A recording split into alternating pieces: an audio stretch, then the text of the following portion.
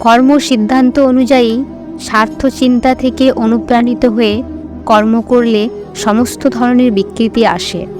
স্বার্থ থাকলে কর্ম তুচ্ছ ও বন্ধনকারক হয়ে পড়ে। কিন্তু বন্ধন ভেঙে মোক্ষ লাভ করা মানুষের লক্ষ্য। এই লক্ষ্য পূরণের জন্য সহিতের ইচ্ছায় করা কাজ অবিষ্ট হয় না। আমাদের কাছে যত বোধ, সময়, সামর্থ্য ও সামগ্রী আছে তা দিয়েই অন্যের সেবা করলে সেই সেবা লোকহিতকারী হবে। অন্যের হিতের জন্য যে কাজ করা হয় তাকে লোকসংগ্রহ বলা হয়।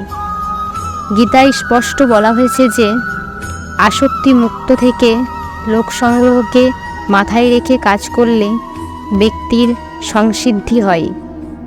গীতায় সর্বভূত হিতকে সর্বোচ্চ আদর্শ মনে করা হয়।